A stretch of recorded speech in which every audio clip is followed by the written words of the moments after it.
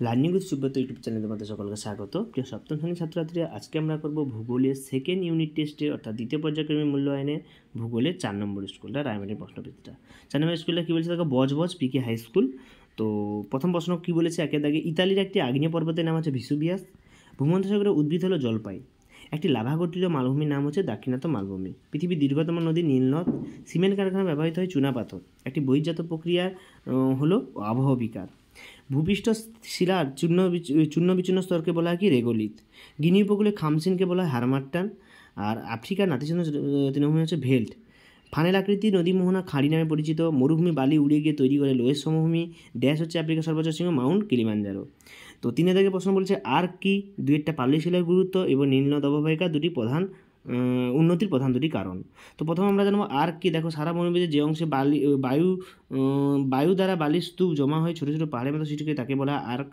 পাললিক শিলা দুটো গুরুত্ব দেখো, এই শিলায় কৃষিকাজ ভালো হয়, ভৌমজল পাওয়া যায় এবং এই শিলায় কি জীবাশ্ম পাওয়া যায়, শিল্প এই শিলায় হয়। ঠিক আছে, তো এটাই ছিল। আর কৃষিকাজ ও শিল্প স্থাপনের সহায়ক, এটা বলেছি যেটা। ঠিক আছে, পাললিক শিলার গুরুত্ব। এবং শেষের প্রশ্নটা ছিল দেখো, নীলনদ অববাহিকা উন্নতির প্রধান দুটি কারণ। এখানে দেওয়া আছে দেখো, উন্নতির প্রধান দুটো এই কারণ দেবে: উর্বর প্লাবনভূমি সৃষ্টি এবং কৃষিকাজ শিল্প স্থাপনের সহায়ক। এটা আছে নীলনদ অববাহিকা উন্নতির কারণ। এটা উন্নতিটার কারণ যেটা দিয়েছি। কোন প্রশ্নটা বলো তো? এই যে 3 নীলনদ অববাহিকা উন্নতির দুটি কারণ হচ্ছে, দুটো কারণ এখানে দেবে, যে উর্বর প্লাবনভূমি এবং কৃষিকাজ ও শিল্প স্থাপন। আর এই ভূমজল পর্যন্ত পাললিক শিলার দুটো গুরুত্ব: কৃষিকাজ, শিল্পক্ষেত্র এবং ভূমজল, পাললিক শিলার দুটো গুরুত্ব। পরের প্রশ্ন বলেছে দেখো, 4 দাগে একটা নিরক্ষীয় অঞ্চলের কাছাকাছি হওয়া সত্ত্বেও মাউন্ট কিলিমাঞ্জারো চূড়ায় কেন বরফ জমে? অর্থাৎ নিরক্ষীয় অঞ্চল মানে সূর্যের কাছাকাছি সোজা, এত গরম থাকা সত্ত্বেও বরফ কেন জমে? না, তার কারণ হচ্ছে এটা উচ্চতাটা, যে কতটা উঁচুতে অবস্থিত সেই কারণে এখানে বায়ুর চাপ কম থাকে, বাতাস উষ্ণতা প্রায় 6.4 ডিগ্রি সেলসিয়াস হারে কমতে থাকে। ঠিক আছে, 1 কিমি উচ্চতা বৃদ্ধিতে। তো এই যেখানে এখানেই বরফ জমে, এখানে দেওয়া আছে সারা বছর বরফ আবৃত থাকে। ঠিক আছে, 37 ডিগ্রি পর্যন্ত হ্রাস পায় উষ্ণতা। পরের প্রশ্ন, নদীর উচ্চ প্রবাহে সৃষ্ট ভূমিরূপগুলির বর্ণনা দাও। তো নদীর উচ্চ প্রবাহের সৃষ্টি দেখো, ভূমিরূপ নিম্ন প্রবাহ সৃষ্ট ভূমিরূপ পৃথক হওয়ার কারণ কি? না, নদীর উচ্চ প্রবাহ সৃষ্ট ভূমিরূপ ও নিম্ন প্রবাহ সৃষ্ট ভূমিরূপ পৃথক, ওটা আলাদা হওয়ার কারণ কি এখানে দেওয়া আছে দেখো। এটা তোমরা ভালো করে তুলে নেবে। এটা হচ্ছে প্লাবনভূমি স্বাভাবিক বদ্বীপ সৃষ্টি করে। এখান থেকে এই ব্যাখ্যামূলক প্রশ্ন তুলে নেবে 3 নম্বরের মতো। পরের প্রশ্ন, সাহারায় বিশ্ব উষ্ণায়নের প্রভাব। অর্থাৎ বিশ্ব উষ্ণায়ন আমরা কী জানি গ্লোবাল ওয়ার্মিং হিসাবে? না, পৃথিবীতে ক্রমশ উষ্ণতা পরপর করে দিনে বেড়ে চলেছে। এর জন্য কি বিভিন্ন জীবজন্তু এবং গাছপালা নষ্ট হচ্ছে। বিশ্ব উষ্ণায়ন সাহারা মরুভূমির ক্ষেত্রে অভিশাপ নয় বরং আশীর্বাদ। কারণগুলি হলো প্রখ্যাত ভূমিরূপ বিশেষজ্ঞ স্টেফান ক্রোপিলিং এর মতে পৃথিবীর গড় উষ্ণতা বৃদ্ধি পাওয়া সমুদ্র থেকে সৃষ্ট জলীয় বাষ্পের পরিমাণ বৃদ্ধি পেয়েছে। এর ফলে বৃষ্টিপাতের পরিমাণ বৃদ্ধি পাচ্ছে। ঠিক আছে, উষ্ণতা বাড়লে মরুভূমি অঞ্চলে বৃষ্টিপাতটা বাড়ে।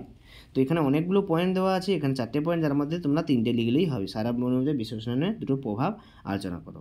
পরের প্রশ্ন কি বলেছে দেখো, শাখা নদী ও উপনদীর মধ্যে পার্থক্য এবং ওয়াদি কী? তো শাখা নদী কোনটা? মূল নদী থেকে যেসব নদী বেরিয়ে যায় ডালপালার মতো। আর উপনদী কোনটা? না, অনেকগুলো নদী মিশে একটা প্রধান নদী সৃষ্টি করে তাকে উপনদী বলা হয়। এই ছোটো ছোটো নদীগুলো উপনদী বলা হয়। তো এখানে 4টে পার্থক্য দেওয়া আছে, তোমরা 3টে লিখলে হবে। 3 নাম্বার থাকলে 4টে লিখলে খুব ভালো। বিষয় যদি দিতে পারো আরও ফ্যান্টাস্টিক। পরের প্রশ্ন, ওয়াদি কাকে বলে? দেখো, শুকনো অঞ্চলে শুকনো নদী খাতগুলিকে ওয়াদি বলে। মরু অঞ্চলে শুকনো যে নদী খাতগুলো থাকে, যেগুলো জল থাকে না, সেগুলোকে ওয়াদি বলে। এবং পরের প্রশ্ন বলেছে দেখো, বহুমুখী নদীর পরিকল্পনার উদ্দেশ্য এবং পৃথিবীর বৃহত্তম বাঁধ কী? এটা আগেও দেখেছি যে বহুমুখী নদী পরিকল্পনার উদ্দেশ্য 1 নম্বর স্কুলে দেখিয়েছি। এর মধ্যে আমি 8টা পয়েন্ট দিয়েছি, তার মধ্যে তোমরা 3টে পয়েন্ট দিলেই হবে। এই জলসেচ করার জন্য নদী পরিকল্পনা করা হয়, জলবিদ্যুৎ উৎপন্ন, বন্য নিয়ন্ত্রণ, পরিবহন ব্যবস্থা উন্নত, পর্যটন শিল্প বিভাগ। এবং পরে একটা ছোটো প্রশ্ন ছিল, পৃথিবীর বৃহত্তম বাঁধের নাম কি? না, মিশরের অবস্থিত আসওয়ান বাঁধ। আসওয়ান বাঁধ হচ্ছে পৃথিবীর বৃহত্তম বাঁধ। তো ইতিমধ্যে আমরা ভূগোলের দেখো সবগুলো প্রশ্ন আমরা কমপ্লিট করে ফেললাম। তো 4 নম্বর স্কুলটা ইতিমধ্যে আমরা কমপ্লিট করলাম। দেখা হচ্ছে পরের ভিডিওতে 5 নম্বর স্কুলকে নিয়ে। সকলকে ধন্যবাদ, সবাই ভালো থাকবে। যারা চ্যানেল নতুন অবশ্যই সাবস্ক্রাইব করবে, লাইক করবে, কমেন্ট করবে। কোনো সমস্যা থাকলে আমাকে জানাবে কমেন্ট বক্সে। সকলকে ধন্যবাদ, সবাই ভালো থাকবে এবং সেকেন্ড পরীক্ষার জন্য একদম ফুল টু ফুল প্রিপারেশান নাও।